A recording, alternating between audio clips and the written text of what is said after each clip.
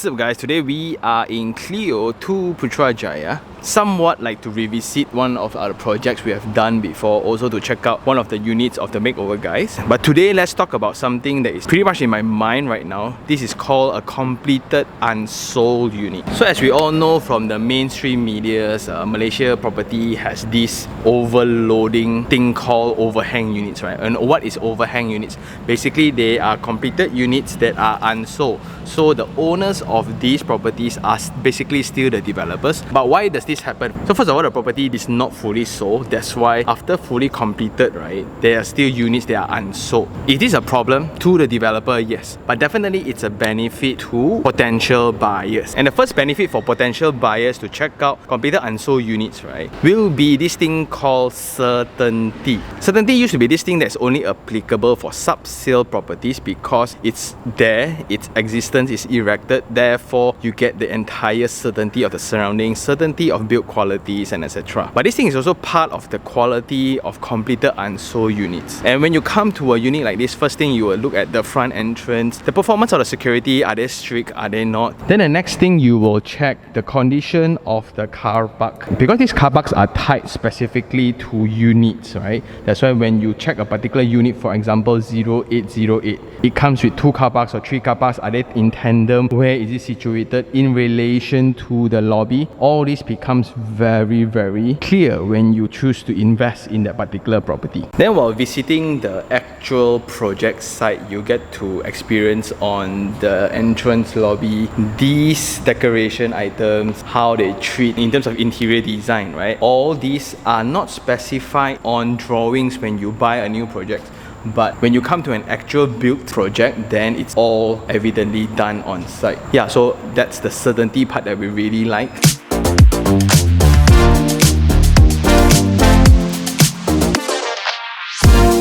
And now we are in the facilities deck, and this is the quality that again we don't see in drawings. Yes, we can see the specifications of swimming pool and all, but when it's ready built, it just looks different. But what's more crucial is the environment around the project. So when you build things like this, right, you wouldn't know there will be foliage like this overlooking to the swimming pool, and that is again beyond whatever can be communicated in the drawings itself. So all this you get to see on site, and that involves all the common areas like the gym, corridor space, and the entire experience from your car park to the lobby, from lobby to your corridor, from the corridor to your unit. All this can be done only via site visit. But unless you have the blueprint or the actual built drawings, then it's a whole different case lah. But if you don't have access to those things, this is one of the best way to access a site. Besides all that, what's also important is noise. So when you come here, like for this particular project, the one that facing the back, you get birds chirping sounds, right? You get the foliage, you get all the nature and stuff. But if you face the main road on the other side, then you get all this traffic noise, and it's pretty extreme, right? But again, when you look into the drawings, you don't see all this. So that's the benefit again, to come to site, do your site visits if possible, if it's still available.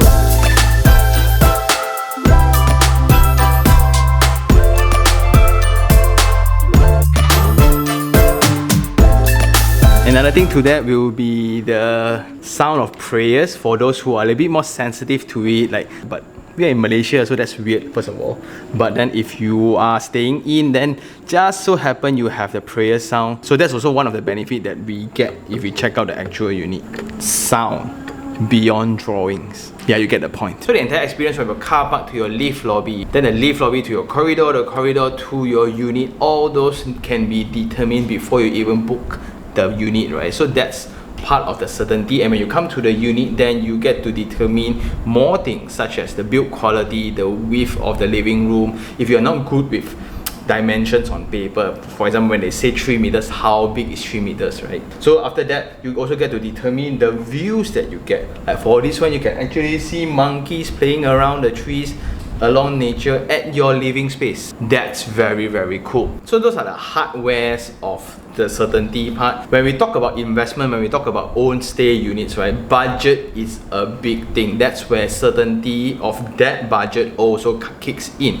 Like the best thing about buying a completed unsold unit is the seller, which is the developer, is also very motivated to clear all these units out. because they already fully paid the contractor to finish the whole unit. So once they sell, they can immediately have all this in cash for them to do their next launch. So they are very motivated. So conventionally, if you get a ready built unit in a sub-sale format, you don't have any promos. Means it's the straight up 18% down for your upfront payment. So if it's a 600,000 unit, you need around 108,000 upfront. That includes the MOT, lawyer fee, legal fee, all those kind of things. But if you get a completed unsold unit direct from the developer, you get the best of both worlds, which is the new property and the sub-sale property. Means you get a completed unit along with the promotions from the developer. That includes usually free lawyer fee, legal fees, maybe even 10% discount, maybe. So that differs from developer to developer,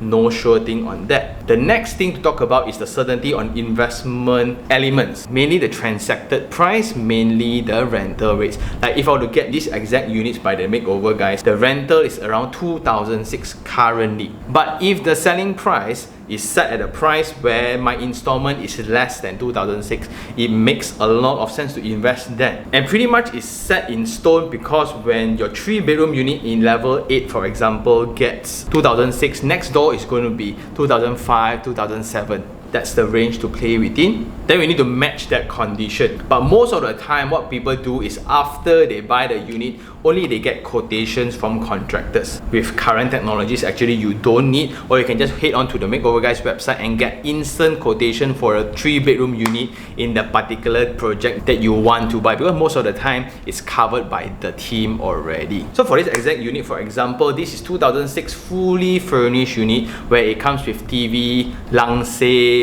furniture, lampu and all, right? And the cost to do so is, for example, 55,000, but I only got 40,000. Can it be done with only 40,000? That is the challenge. So if I have 40,000 to get the unit furnished up into the fully furnished category, so I can fetch 2,006, that would be the goal. And therefore now the Makeover Guys has launched this brand new package called the Essential. I like it because it's more competitive in cost, it's simple, it's faster, it's easier, it's friendlier for people with tight budget, especially from an investment point of view, right? So as long as I can categorize the unit up to the category of fully furnished to fetch the rental of a fully furnished unit, that would be the goal. And I get to do all this budgeting before even pulling the trigger to buy the unit itself. So now when you speak to the developer, what's the upfront payment needed? Maybe 3% upfront plus the renovation. So I can engage them before signing the papers. And it would be a benefit if they have done exact units in the same project before. So that saves a lot of time, a lot of certainty. And when you sign the papers, you know 3% plus 40,000 or 45,000 in renovation, you have all this in your savings account. That's very good to go. So this is when I talk about making informed decision and taking calculated risks. And all these arrangements will definitely reflect in the timeline as well. So once you get the keys, you can ask the developer, when can I renovate the unit? Maybe sometimes the developer let you renovate the unit before the paperwork go through. Sometimes, right? Maybe that can be part of the negotiation. And as soon as you get the keys to the unit, when can the unit be rented out immediately? So do you put out the unit for rent after the unit is completed or before? Again, that depends on the company that does your renovation. So for the Makeover Guys, like for me, I'm terribly spoiled because all pictures of units are done already. Maybe they can just use relevant pictures or the same unit size. Since they have so much inventory, right, they can just use the same one and get the unit out before the renovation is even completed. That's the best case scenario. So you can use the upfront deposit from the tenant to actually knock off whatever payment you need to pay for the renovation or the developer. Best case scenario, and that's absolutely possible.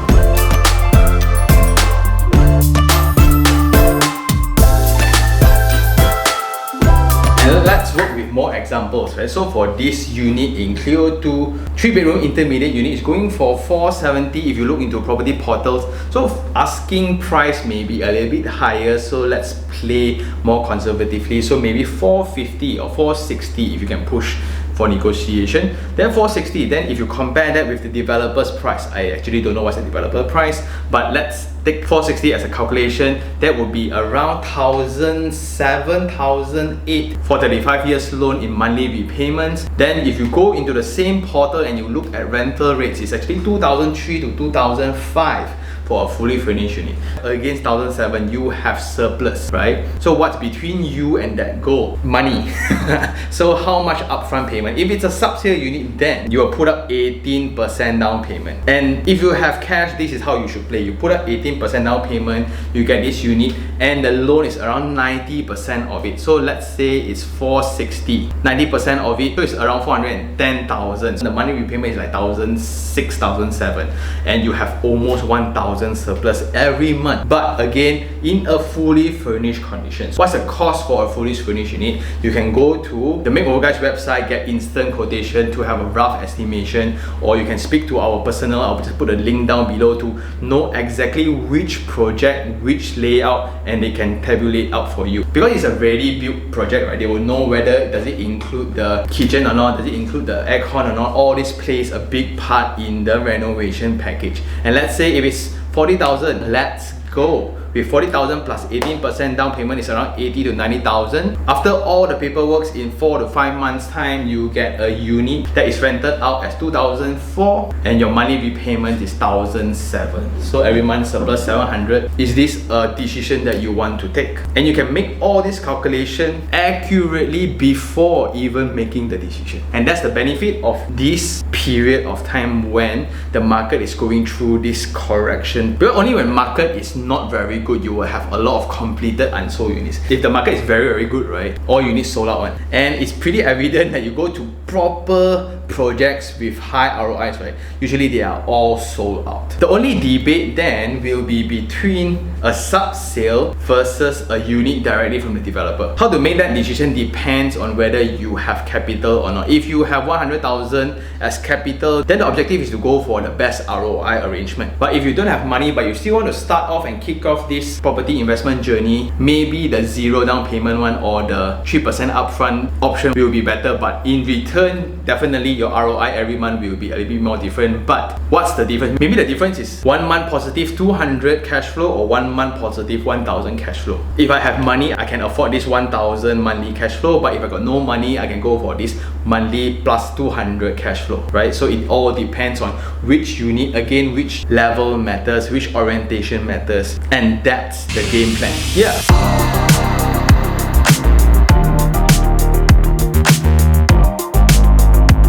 However, completed unsold units have this problem of capital appreciation. Means that when I want to sell, being an owner myself for this project, I need to compete with the developer directly. My sub-sale price is capped by the selling price set by the developer. So if the developer is urgently or in that desperate mode trying to release all these units at a very low price, right, that will definitely affect my capital appreciation. So that's something to take note if you're going for completed unsold units, because in comparison to a fully sold unit, once they release the key, right, it's set by the market or the residents themselves. Also, during negotiation with the developer when you are purchasing, an important thing will be the DLP period, the defect liability period. Does it start from the SPA date, which it should? This means although the project has been completed 4 to 5 years ago, for example, right, by the time I sign at year 5, the developer has the responsibility to cover DLP until year 7 for my unit. But if you were to purchase from an owner in the sub-sale market, then this does not apply. So that's another benefit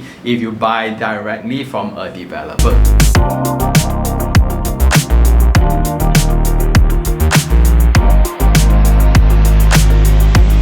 And I think that's all for this episode. We have kind of covered this for a terrace house example point of view, but now we kind of want to cover this from a high-rise apartment and an investment point of view. It's really a period of time when these unsold units, right, are in desperate mode trying to be released, right? But this also applies to Boomi release unit as well. So sometimes developer, after completion, right, then suddenly, hey, Boomi release unit, these are also opportunities for people to grab. But just that when these units, sometimes they have this clause when you sell to a boomy, it will automatically be categorized as a boomy again. Well, this goes from unit to unit, project to project. There's no standard formula to it, which is very, very weird based on experience. But anyway, all I'm trying to say is still that same phrase: make informed decision, take calculated risk. And with completed unsold units, these are opportunities to go all ahead. Because some of you who wrote into me complaining about the fear of buying new projects based on their past experience of buying abandoned projects. So this is where you absolutely don't have this risk of project being abandoned. However, there will be a slight price revision, of course, when you buy a completed unit versus a brand new unit, but that's not necessarily the case all the time. Sometimes you get a better promo when it's the last 10 units or the last 5 units. The management let's just clear it off and you will have special promos on them. How do you find this project then becomes the main challenge. Like, how do you hunt for this completed unsold unit? Unfortunately, there's no other ways but to go to a specific website, to their project websites, and call their sales. Hey, you guys still got unit or not? And if really got unit, then you schedule a visit and to do the same thing that we just discussed just now. Go through the whole experience, check everything, check cost, check budget, then only make a decision. Okay, and I guess that's all for this episode. So shout out to the team for letting us check out this unit. Do check out their new Essential series. It's amazing. Well, it's a bit more monotone to some people, but I like it. It's not as fancy, of course, but it's actually friendlier from an investment point of view. That's what I like. And with that, thank you very much for watching. If you really like this episode, like it, share it, and even subscribe for more information like this. Until next time, this is Sean Tan. Ciao.